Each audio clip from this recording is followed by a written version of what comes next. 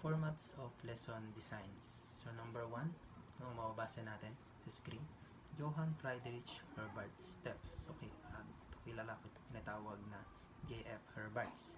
No, the J.F. Herbarts instructional ideas which were particularly applicable to instruction had a strong influence on late 19th century teaching practices.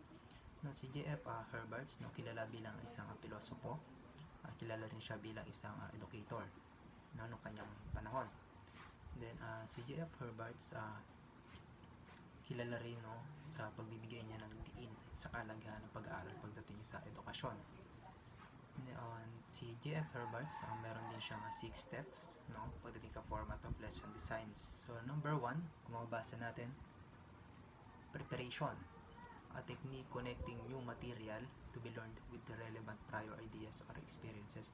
So dito sa preparation is yung mga relevant prior ideas or yung mga na-experience natin nung before o yung mga technique na na-experience o nakuha natin before is nako-connect natin sa new materials sa ngayon o nagagamit tayo. Halimbawa yung mga activities dati na natutunan natin is nagagamit natin yan, nako-connect natin sa materials natin ngayon.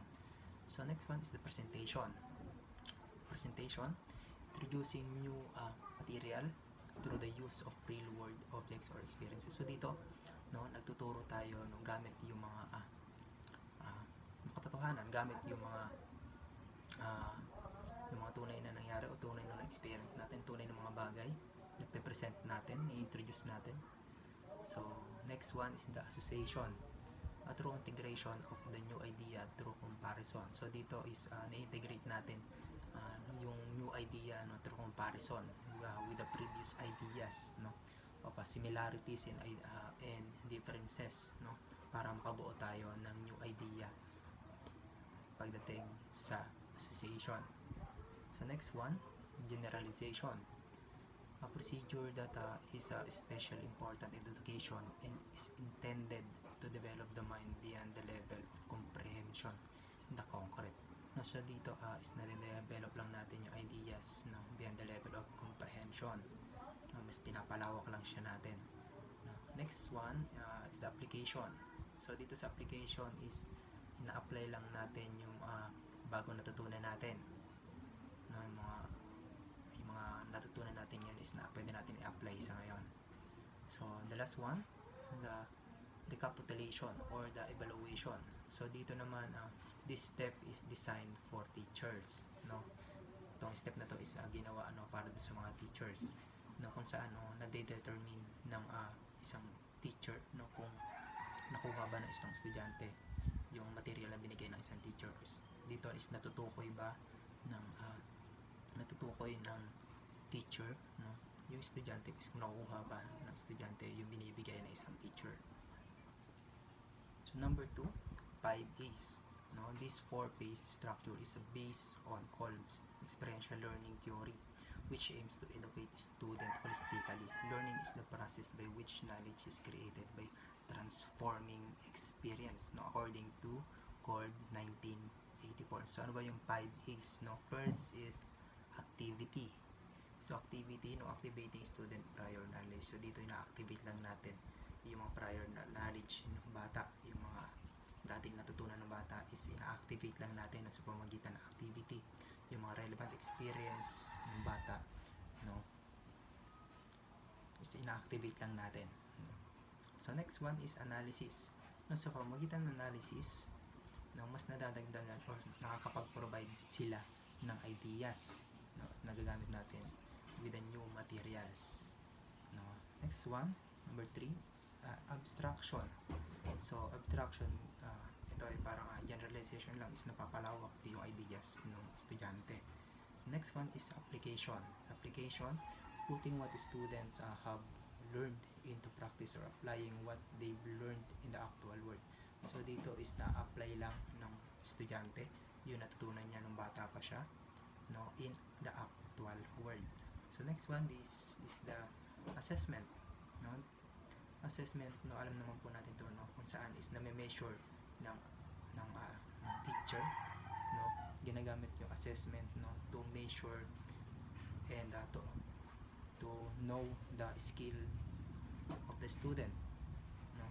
Na-measure yung educational needs ng estudyante. Madami tayong ginagawa assessment, no? Para matukoy natin, no? Para malaman natin kung ano ba talaga yung kailangan ng estudyante. So, ano ulit yung 5 A's? First is activity, analysis, abstraction, application, and the assessment. So, punta naman tayo sa number 3, the 3 I's. No? These formats refers to the 3 fundamental steps in supporting teaching and learning: the introduction, interaction, and the integration. Introduction, engaging student interest and focus on the student's attention on the lesson it aims. So dito sa introduction is kailangan natin makuha kaagad yung attention ng bata. So pag nagsisimula tayo, halimbawa nagtuturo tayo sa isang classroom, no, kailangan agad natin makuha yung attention ng mga estudyante. So para makuha natin yung attention ng mga students, gumagamit tayo ng mga motivational activities like yung mga palaro, no, para makuha kaagad natin yung attention ng mga bata. Kasi yung mga bata is nakukuha agad yung attention ng mga bata pagdating sa mga laro, mga activities, kasi sila yung mga bata. No, halimbawa sa introduction is gumagamit din tayo ng pwedeng yung mga short video clip para makuha agad natin attention ng mga estudyante. So the next one is interaction. So interaction is napopokus na ito sa new information with the interaction of the student. So na-introduce natin, no, yung mga new information with the students. So next one, the integration. So integration, providing opportunities for student to apply information to personal context. This increases retention by personalizing information. So sa integration, no, hinahayaan natin na gamitin ng mga estudyante yung kanilang mga new information, no? Kapag nag-interaction tayo sa mga estudyante, hinahayaan natin na sila yung magbigay ng information or yung mga bagong nalalaman nila. So number 4, the 5 E's. So the 5 E's, this well-known teaching structure includes the progressive stages of learning which guides the teaching of units, lesson, or programs, particularly in science and mathematics. So ano ba yung 5 E's? So first is the engagement. So engagement, no, ipe-present tayo dito ng mga activities, mga exercises, no, para makuha natin yung attention ng bata. So stimulates their curiosity, no, and allows them to share what they already know about the subject. So dito sa engagement, no, kailangan natin ma-engage yung student. Kailangan natin makuha yung attention ng estudyante sa engagement pa lang, no, sa pamamagitan ng presenting an activities. No, next one, so first is the engagement, next one is the exploration. Sa exploration, in-explore natin, no, yung mga estudyante, no, students are carrying out hands-on activities, no, such as the experiments or other interaction with the materials to gain a better understanding of that topic. So the exploration, hinahayaan natin yung estudyante natin na mag-experiment or mag-interact ng ibang mga materials, no, para mas lumawak yung kaalaman ng ating estudyante. So the next one is the explanation. So dito sa explanation, no, support lang natin yung student, no, kung ano ba yung natutunan ng bata. So explanation, supporting the students as they attempt to explain what they have learned and experienced. So sa explanation is kaya nang i-explain nung bata yung isang lesson or kayang explain nung bata, no, sa pamamagitan ng pag-support nating mga teacher. So next one is the elaboration. Elaboration is na elaborate ng mga bata, no, in new situations, no, para ma-enhance yung kakayahan ng mga bata in elaboration. So the last one is the evaluation. No, sa evaluation, reflecting on and demonstrating their new understanding of the material.